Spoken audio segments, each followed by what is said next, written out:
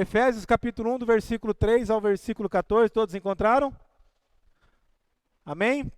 Paulo começa dizendo: Bendito Deus e Pai de nosso Senhor Jesus Cristo, que nos tem abençoado com toda sorte de bênção nas regiões celestiais em Cristo, assim como nos escolheu nele antes da fundação do mundo, para sermos santos e irrepreensíveis perante ele, e em amor nos predestinou para ele, para a adoção de filhos, por meio de Jesus Cristo, segundo o beneplácito da sua vontade, para louvor da glória da sua graça, que ele nos concedeu gratuitamente no amado, no qual temos a redenção pelo seu sangue, a remissão dos pecados segundo a riqueza da sua graça, que Deus derramou abundantemente sobre nós em toda sabedoria e prudência,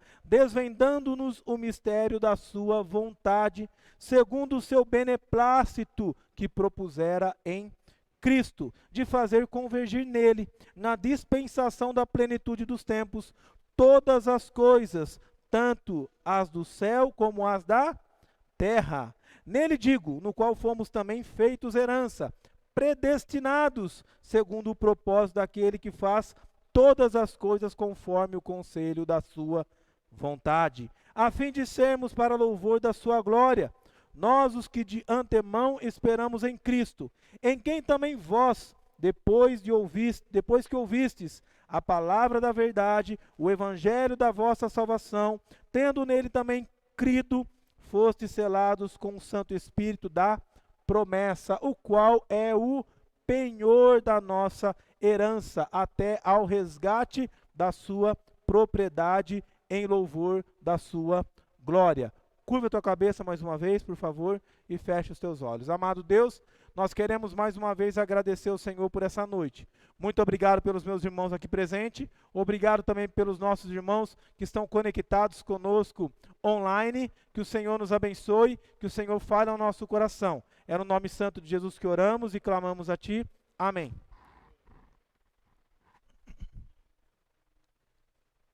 Amados, conta a história que certa vez um grande pintor se esmerou para que pudesse fazer uma grande obra de arte. Ali nessa obra de arte ele retratava a crucificação, Jesus Cristo crucificado, e ele, depois de pintar essa obra, levou essa obra até uma exposição, afastou alguns passos dela e ficou observando o que as pessoas iriam relatar a respeito daquela obra. Muitos chegavam diante daquela obra e faziam comentários como o seguinte: olha quanto realismo nessa obra. Olha o céu, ao mesmo tempo azul, ao mesmo tempo nebuloso, podendo trazer um pouco a figura desse dia tão terrível. Outros diziam: nossa, olha o corpo de Cristo, como foi pintado de maneira magnífica, os cortes no corpo, o sangue escorrendo pela cruz do Calvário, quanto realismo! Poxa vida, olha só como foi feita a coroa de espinho, os detalhes. E enquanto as pessoas iam comentando os detalhes daquela obra, o artista invadiu o meio de todos e rasgou aquele quadro. Todos ficaram espantados com essa atitude do artista. Então o artista virou e falou: olha, eu fiz essa obra com um único objetivo, para que as pessoas olhassem para ela e diziam: Deus é digno de toda a glória, porque Ele nos salvou em Cristo Jesus. Mas vocês estão mais preocupados em olharmos para o realismo das artes, do que olhar para aquilo que a arte simboliza. Vocês estão mais preocupados com coisas periféricas, do que com aquilo que, de fato, essa obra de arte retrata. O apóstolo Paulo não era um pintor de quadros, mas o apóstolo Paulo era um grande artista no quesito de falar sobre a grande obra do Senhor, a fim de conduzir o povo a render toda a honra e toda a glória ao Senhor. Esse era o objetivo de Paulo quando escreve essa carta e envia para a igreja de Éfeso. Paulo havia visitado a cidade de Éfeso aproximadamente entre 53 e 56 depois de Cristo, onde ele permaneceu ali por 2 anos e 3 meses. Durante 3 meses, o apóstolo Paulo proclamou a mensagem na sinagoga para os judeus. Mas pelo fato dos judeus não derem atenção ao evangelho, Paulo então foi para a escola de Tirano e ali por 2 anos ele proclamou a mensagem aos gentios. A verdade é que ali uma igreja se originou, uma igreja sólida, congregada por um povo que ouviu o evangelho, creu em Jesus Cristo como seu Senhor e Salvador e entregou o seu coração a Ele. Então, aproximadamente 5 anos mais tarde, por volta de 60 a 62 depois de Cristo, quando Paulo estava preso em Roma, a sua primeira prisão na cidade de Roma, ainda uma prisão domiciliar. Paulo, ele escreve essa carta, como ele também escreve a carta aos Filipenses, aos Colossenses e a Filemão, que são as 4 cartas conhecidas como as cartas da prisão. Aquelas pessoas, quando aprisionaram Paulo, eles queriam aprisionar o evangelho, mas eles não conseguiram deter a proclamação do evangelho, porque mesmo Paulo, estando impossibilitado de andar, de visitar as cidades, ele não ficou impossibilitado de escrever. Então ali, sentado dentro de uma casa, nessa prisão domiciliar, Paulo ele começou a redigir essas cartas. Você pode observar que essas cartas, por exemplo, a carta de Éfeso, quando você chega no capítulo 6, você vai ver que Paulo vai retratar a figura de um soldado romano que provavelmente estava na porta, guardando a porta, para que Paulo não saísse de lá. Então, Paulo, olhando para a figura daquele soldado com armadura, ele começa a dizer para os cristãos: olha, revesti-vos com a couraça da justiça, que era a couraça que um soldado romano utilizava. Colocai sobre vós o capacete da salvação, empenhai espada da verdade, o escudo da fé. Ele está olhando para a figura de um soldado romano que está ali na porta, guardando ele aprisionado numa prisão domiciliar. Essa carta que Paulo escreve para a igreja de Éfeso, ela tem 2 propósitos. O primeiro propósito de Paulo era conduzir aqueles cristãos a compreenderem que Deus é digno de toda a exaltação, porque Ele é o nosso Senhor, Ele é o nosso Salvador, Ele que nos escolheu, Ele que nos redimiu e Ele que aplicou em nós, por intermédio do Espírito Santo, a obra da redenção. O segundo objetivo, paralelo com esse objetivo, era fortalecer a fé daqueles irmãos, a fim de que a fé deles não fosse abalada por conta dos judaizantes, dos falsos apóstolos, dos falsos profetas, que invadiam as igrejas, que chegavam nos lugares, nas regiões por onde Paulo passava proclamando o evangelho e tentavam destruir o evangelho que foi proclamado por Paulo. Esses eram os 2 objetivos quando Paulo escreve essa carta e envia aos Efésios. Essa carta ela é dividida em 2 partes, onde nós chamamos de verdade revelada e verdade aplicada. Do capítulo 1 ao capítulo 3 é a verdade revelada, ou seja, é onde Paulo revela as doutrinas da graça, a bênção de Deus sobre a vida do povo escolhido dele. A segunda parte é o que nós chamamos de verdade aplicada, onde Paulo mostra como essa verdade revelada se aplica na vida dos cristãos, na vida cotidiana. Então, através dessa carta, Paulo, com esses 2 objetivos, envia para a igreja de Éfeso, pois ele tem algo precioso para dizer para aquela igreja, e o seu objetivo principal é conduzir aquele povo a compreender que Deus é digno de toda a exaltação. Então, após Paulo fazer a sua autoapresentação, do versículo 1 e versículo 2, deixando claro que de fato ele é um apóstolo, chamado segundo o Senhor, feito apóstolo segundo a vontade do Senhor, ele vai dizer, ele vai expressar a sua gratidão, o seu louvor ao Senhor. Paulo inicia dizendo, como acabamos de ler no versículo 3, bendito seja o Deus e Pai de nosso Senhor Jesus Cristo. Observe que Paulo diz que Deus e é Pai de nosso Senhor Jesus Cristo. Ou seja, Jesus Cristo como homem, como servo, ele serve a Deus. Jesus Cristo como Deus, como Filho eternamente gerado, ele é o Filho de Deus. Pode ficar tranquilo que não vai em você, se for em você só dá um tapinha que ela, ok? Mas presta atenção na mensagem, não deixa isso roubar a sua mensagem, tá bom? Satanás às vezes ele usa até uma cigarra, né?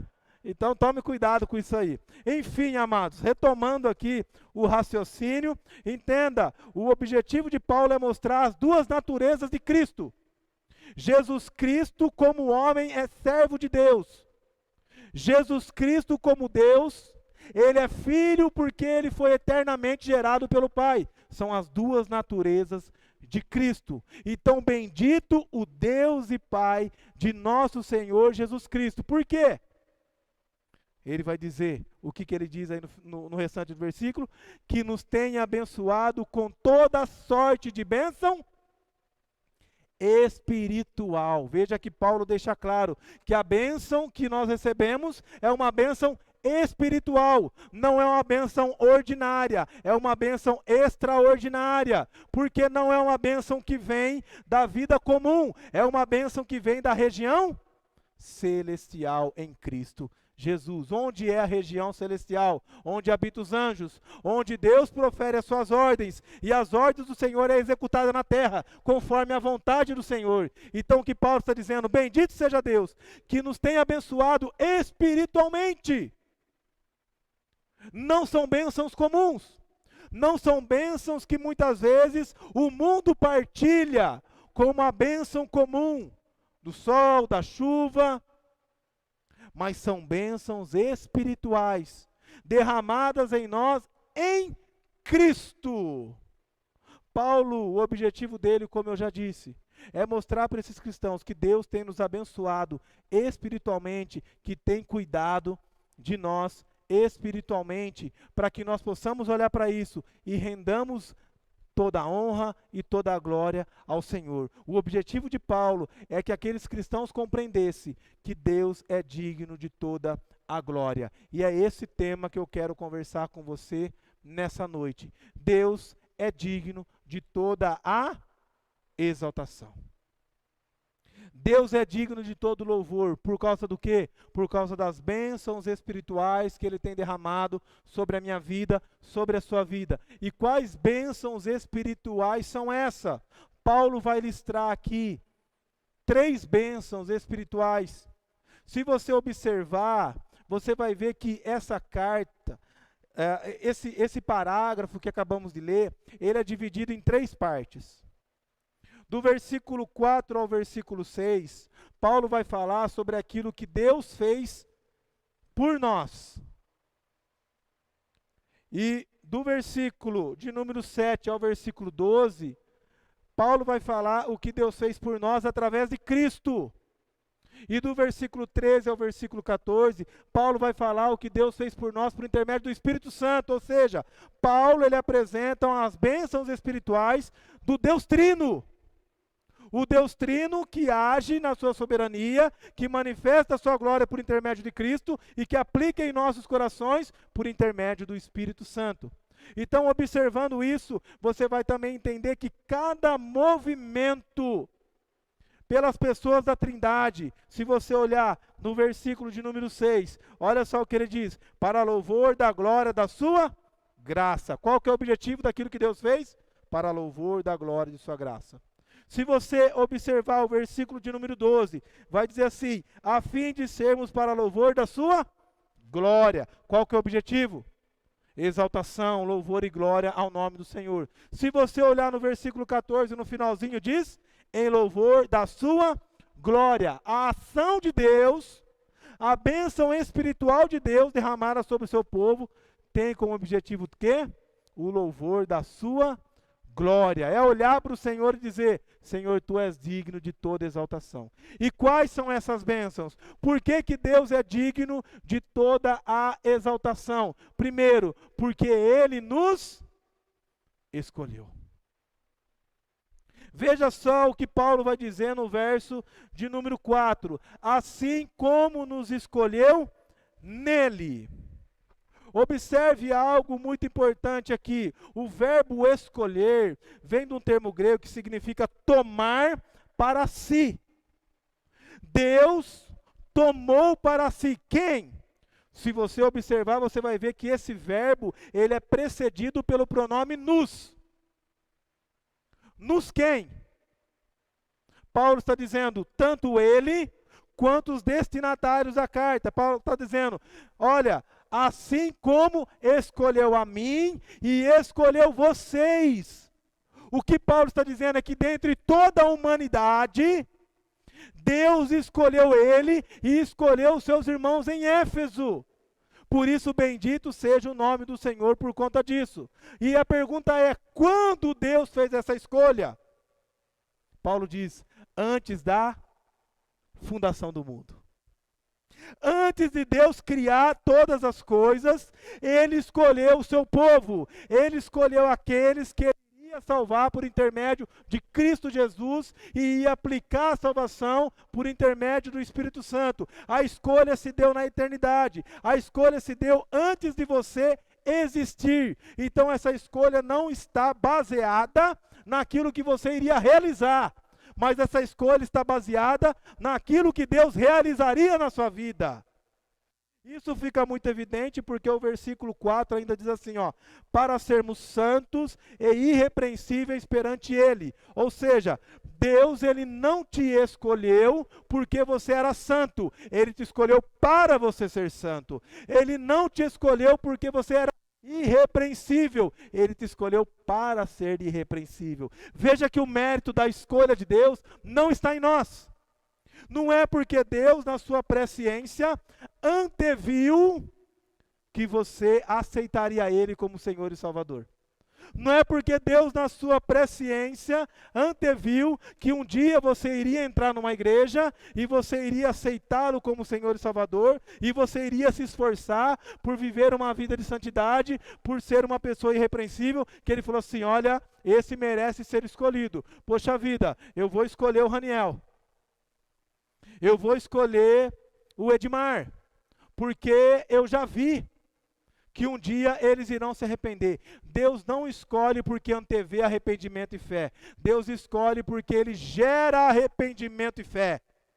Veja que a escolha ela está na vontade gloriosa do Senhor e não naquilo que o homem poderia realizar para o Senhor. Você foi escolhido e eu fui escolhido para ser santo. Nós não tínhamos capacidade para isso. Você foi escolhido para ser irrepreensível, não porque você era irrepreensível. Agora, por que que Deus fez isso?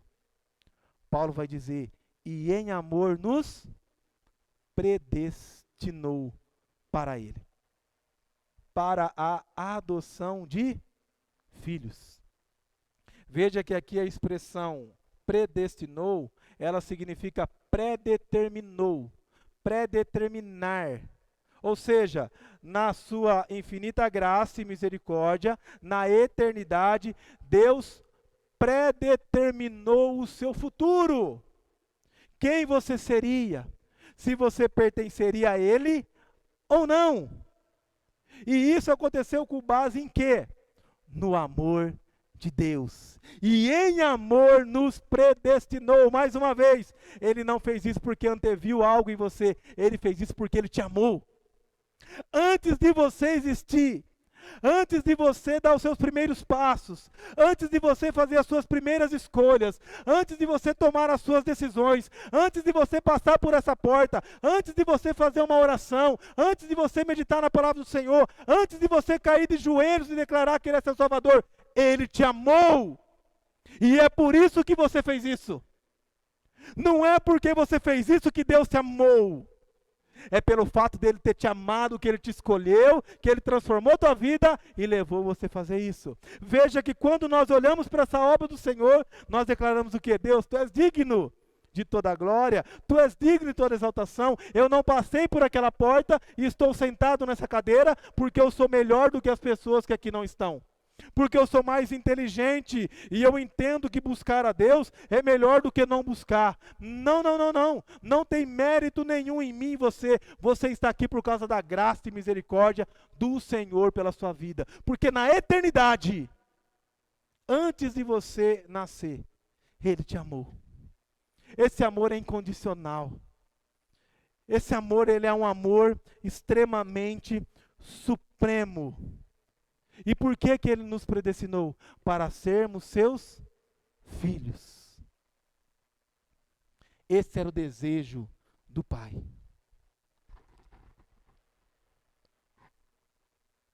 Na eternidade, Deus olhou para cada um de nós e disse: você é o meu filho. Você pertence a mim. E como ele fez isso? Por meio de Jesus Cristo.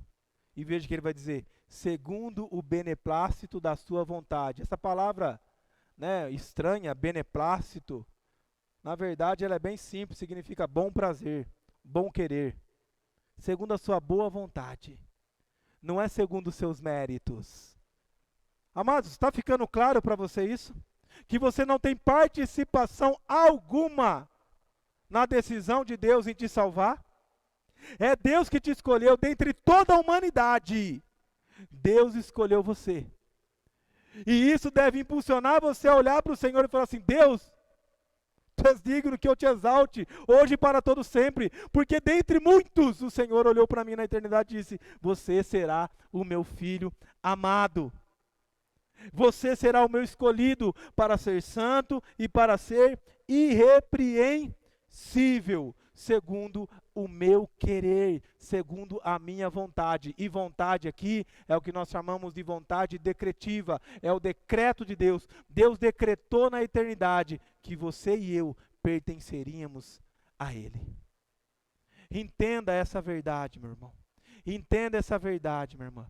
Deus, Ele te escolheu. Deus, Ele te amou absurdamente desde a eternidade. E veja que isso tem tudo a ver com aquilo que Jesus Cristo vai dizer aos seus apóstolos, quando ele vai orar intercedendo por eles. Olha só o que Jesus diz: é por eles que eu rogo. Vamos comigo? Não rogo pelo mundo. Vamos lá, bem forte, tem gente dormindo aí, acorda aí, gente. Vamos lá, eu sei que está calor, dá sono, né? Melhor você dormir na igreja que dormir em casa, mas tenta dar uma segurada aí, tá bom? Vamos lá. E é por eles que eu rogo. Não rogo pelo mundo, mas por aqueles que, porque são teus. Veja, Jesus Cristo orou pelo mundo? Por todos? Não. Ele orou por quem? Por aqueles que o Pai escolheu desde a eternidade, porque são eles que pertencem ao Senhor. Ele orou por mim, Ele orou por você, Ele orou pelo povo escolhido de Deus, porque são esses que pertencem ao Senhor. Essa era a base de Paulo, quando ele escreve essa verdade. Veja, a doutrina da predestinação, que hoje a igreja presbiteriana defende, ela não defende porque Calvino disse que a doutrina da predestinação é bíblica. A doutrina da predestinação é bíblica, porque desde a eternidade Deus escolheu, porque Deus retirou Abraão da sua casa, da sua parentela, no meio de um povo pagão, escolheu ele para fazer dele uma grande nação, porque Jesus Cristo deixou isso muito claro, porque os apóstolos proferiram isso, nós apenas aceitamos aquilo que é bíblico. Nós não contrariamos a palavra de Deus, dizendo que eu posso escolher Deus, porque quando nós fazemos isso, nós removemos toda a dignidade de exaltação que é somente de Deus, e trazemos essa dignidade para nós. É como se nós disséssemos assim: olha, eu decidi escolher Deus, agora Deus deve para mim a salvação.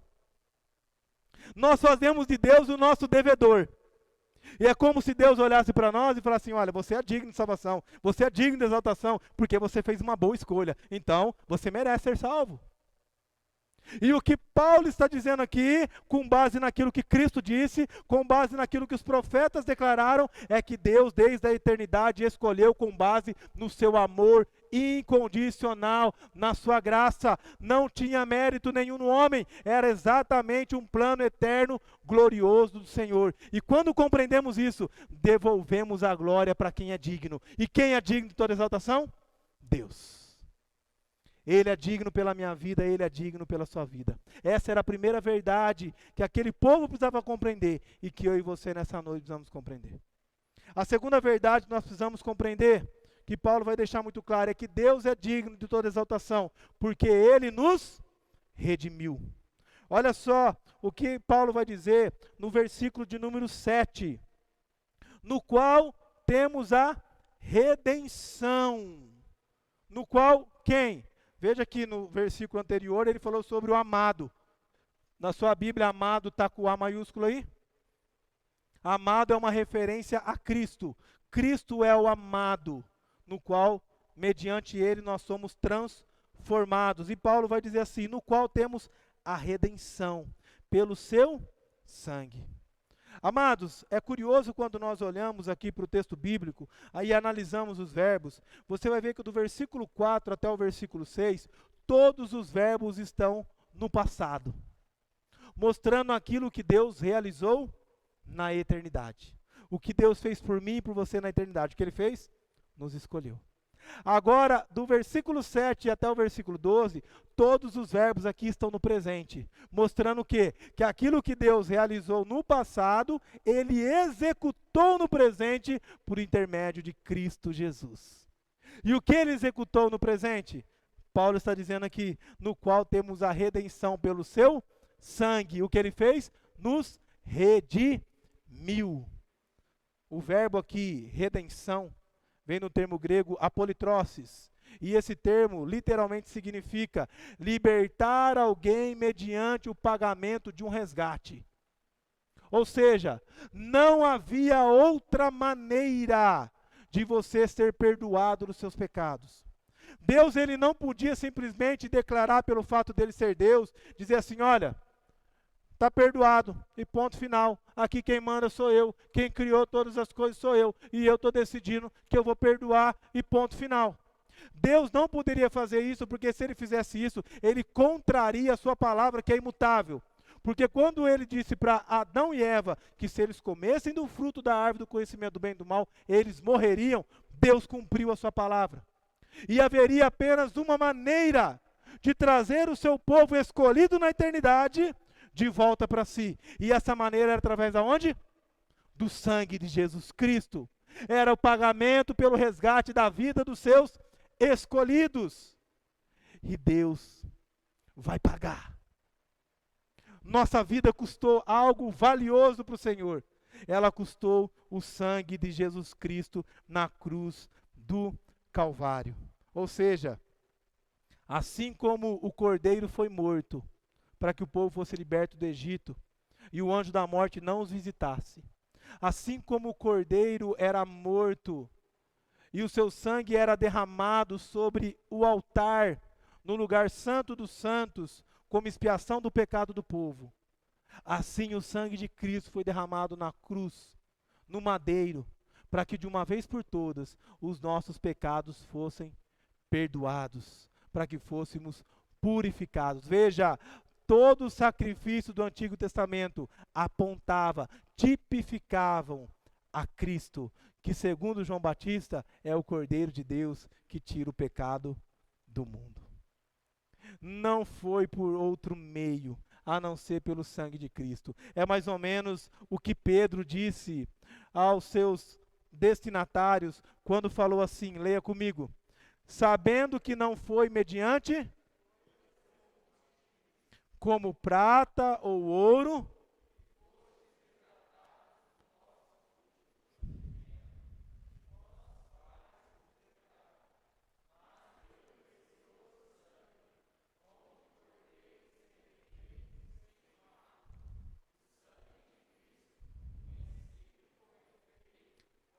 antes da fundação, porém manifestado no fim dos tempos, por amor de vós. Quando o sangue de Cristo foi derramado? Antes da fundação do mundo.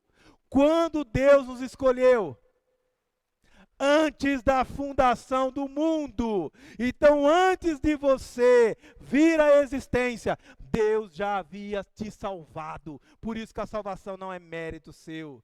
Desde a eternidade, isso aqui não é acaso nas Escrituras. Antes da fundação do mundo, Cristo foi sacrificado. Porque antes da fundação do mundo, Deus escolheu o seu povo. E essas verdades, elas vão se unir no presente, quando Cristo de fato assume a cruz do Calvário. O povo de Deus é redimido, o povo de Deus é restaurado pela graça do Senhor. Porque olha só o que termina dizendo o versículo de número 7. Segundo a riqueza da sua graça. Por que que Deus fez isso? Porque Ele quis. A única resposta que temos para a eleição, e você deve se contentar com isso, é que Deus te escolheu porque Ele quis. Com base no amor dEle. Ele não anteviu nada em você, Ele quis te escolher. E isso vai trazer você de volta para o centro e declarar ao Senhor que Ele é digno de toda a exaltação. E pelo fato dele ter te escolhido, Ele te salvou por intermédio de Cristo Jesus, através da remissão dos seus pecados. Mas por que Ele fez isso? Por causa da sua graça. Não foi por causa que Ele anteviu algo em você. Foi por causa da graça maravilhosa dEle. Veja que aí Paulo vai dizer no verso de número 8, que Deus derramou abundantemente sobre nós, em toda sabedoria e prudência, desvendando-nos o mistério da sua vontade, segundo o seu beneplácito que propusera em Cristo. Ou seja, segundo a riqueza da graça que Deus derramou abundantemente sobre nós, de maneira sábia, de maneira prudente, por intermédio de Cristo Jesus. E ao fazer isso, o que Ele fez? Desvendou os nossos olhos para que compreendêssemos o mistério da vontade de Deus Pai. Você alguma vez já proclamou o evangelho para alguém, a pessoa disse assim: eu não estou entendendo, isso aí é coisa de maluco. Eu não consigo enxergar o que você está falando. Sabe por que não consegue enxergar? Porque ainda os olhos dela não foi desvendado pelo poder da graça e da glória do Senhor. Mas nós que fomos escolhidos desde a eternidade, tivemos a venda arrancada dos nossos olhos e hoje podemos contemplar de fato a grandeza, a glória, a graça do Senhor. Qual riqueza e graça do Senhor? Versículo 10. De fazer convergir nele, na dispensação da plenitude dos tempos, ou seja, nos dias de hoje, todas as coisas, tanto as do céu como as da terra. Nele digo, no qual fomos também feitos herança, predestinados segundo o propósito daquele que faz todas as coisas conforme o conselho da sua vontade. A fim de quê? Olha só o que Paulo diz. A fim de sermos para louvor da sua glória, nós que de antemão esperávamos em Cristo. Aquilo que Deus escolheu na eternidade, no presente, por intermédio de Cristo, Ele trouxe para si. Ele fez convergir a sua presença. Ou seja, aqueles que na eternidade Ele decidiu adotar como filhos, em Cristo Ele concretizou essa adoção. Agora os filhos convergiram para a casa do Pai, que é onde nós estamos nessa noite. E qual foi o objetivo de Deus em fazer isso? Toda exaltação, todo louvor e toda a glória, que Ele é digno. Veja, amados, quando Deus criou todas as coisas, quando Deus criou o homem, Ele criou o homem com o objetivo de adorá-lo e glorificá-lo. Esse é o fim, esse é o objetivo da vida de todo homem. Só que o pecado corrompeu ou rompeu essa intimidade que o homem havia com o Senhor no jardim do Éden. Agora o homem está distante do Senhor. Mas esses que estão distantes, que na eternidade foram escolhidos, na plenitude dos tempos, na vinda gloriosa de Jesus Cristo, eles foram conduzidos novamente à presença do Pai. Deus fez isso para quê?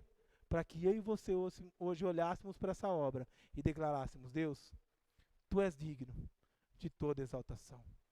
Ele nos redimiu com base na sua graça, não com base nos nossos méritos.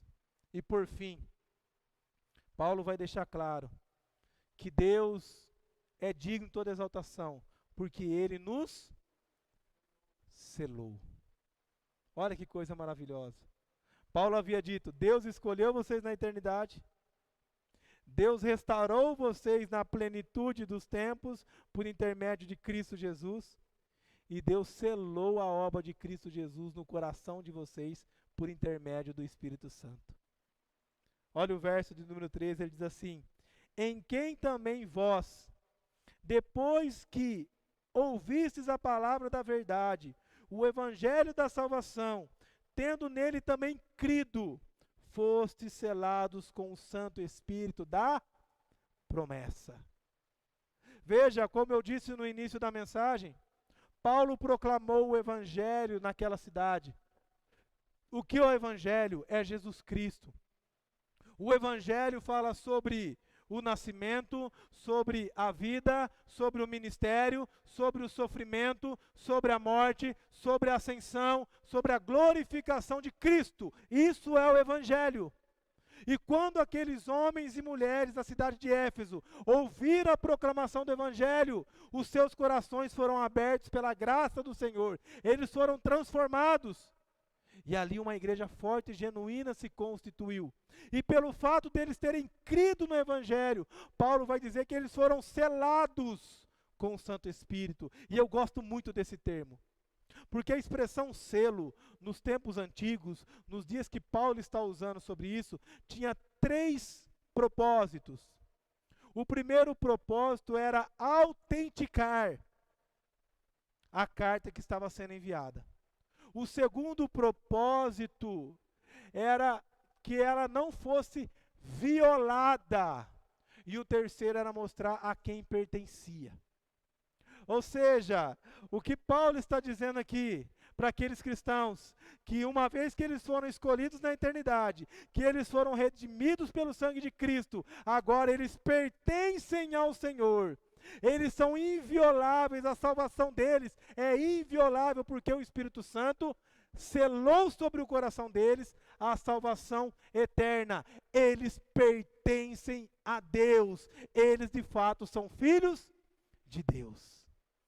O que Paulo havia dito um pouco antes: e em amor nos predestinou para Ele, para a adoção de filhos. Agora Paulo está dizendo: vocês são filhos, e o Espírito Santo selou essa verdade no coração de vocês, que ninguém pode violar, porque vocês pertencem ao Senhor, e o Espírito Santo testifica isso aí no coração de cada um de vocês. E o Espírito Santo é o Espírito Santo da promessa.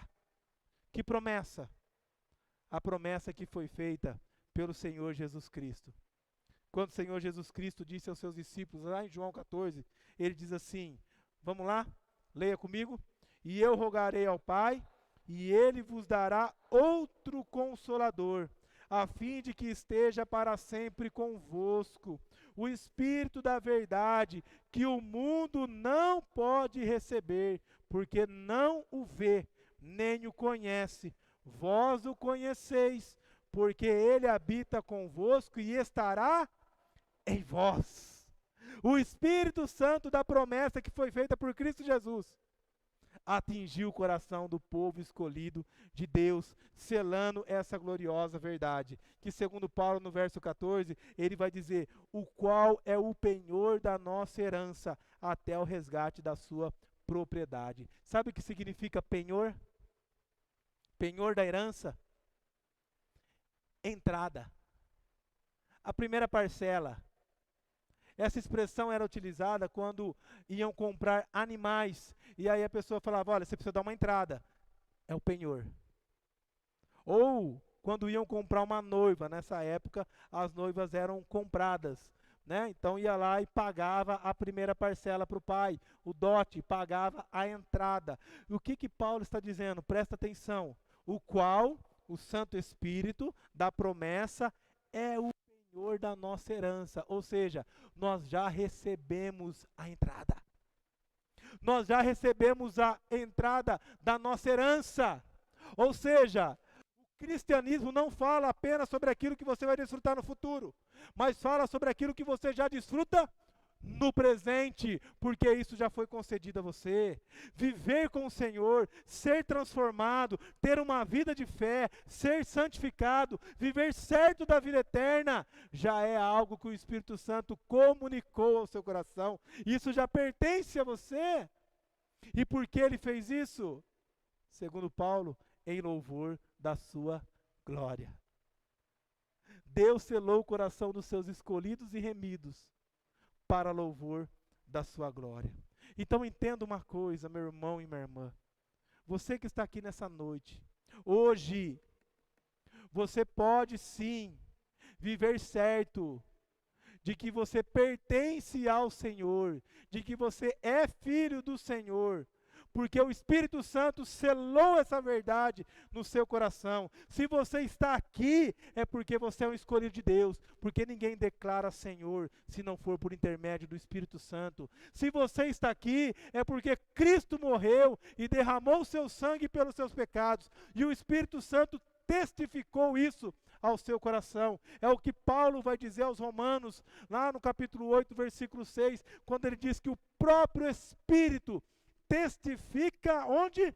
Com o nosso espírito, que somos filhos de Deus. Você é filho de Deus, eu sou filho de Deus. Pastor, mas como você tem essa certeza? O Espírito Santo, o penhor da herança de Deus, testifica com o meu espírito que eu pertenço ao Senhor. O crente não vive na dúvida se ele vai para o céu ou não. O crente, ele tem uma certeza hoje, que ele vai provar da glória eterna, porque ele já prova.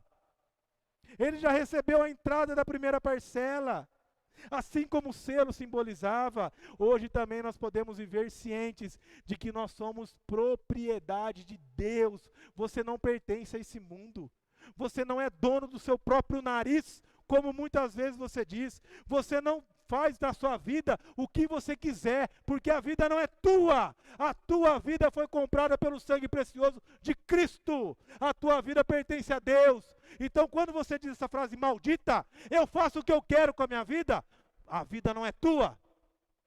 A sua vida foi comprada por um preço. Você é propriedade exclusiva de Deus.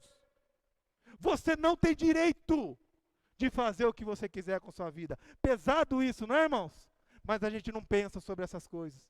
Mas você foi comprado por um preço valioso. Você é propriedade do Senhor. É o que Pedro vai dizer aos cristãos quando ele diz o seguinte: vós, porém, sois raça eleita, escolhidos de Deus, antes da fundação do mundo.